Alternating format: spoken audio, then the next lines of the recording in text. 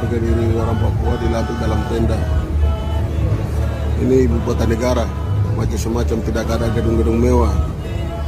Ini yang kasih emas, yang kasih segala sesuatu, dilatih dalam tenda ini. Peresmian 3 provinsi dan pelantikan PJ Gubernur DOB di dalam tenda pertanda Papua Darurat. Rumah tenda adalah rumah sementara atau rumah darurat.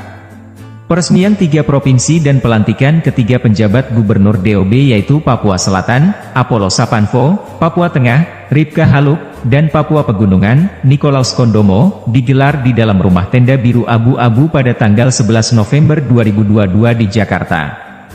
Tenda itu dipasang di depan kantor Menteri Dalam Negeri. Apa makna di balik rumah tenda biru abu-abu ini?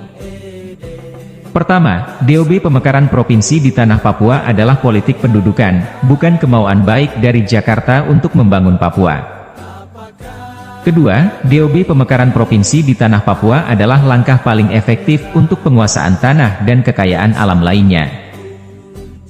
Ketiga, DOB pemekaran provinsi di tanah Papua untuk mempersempit ruang gerak kombatan TPNOPM dan aktivis HAM untuk berjuang keadilan karena struktural TNI Polri akan dimekarkan di DOB yang baru dibentuk. Keempat, DOB pemekaran provinsi di tanah Papua membuka arus migran dari luar Papua sehingga masyarakat pribumi akan tersisih, termarginalisasi, terdepopulasi, minoritasi, termiskin dan terancam musnah. Kelima, peresmian 3 provinsi baru dan pelantikan 3 PJ Gubernur di dalam tenda sebagai bentuk penghinaan kepada martabat orang asli Papua. Ironis memang, di Jakarta ada banyak gedung bertingkat-tingkat, tetapi pejabat gubernur yang adalah perpanjangan tangan pemerintah pusat dilantik dalam tenda darurat.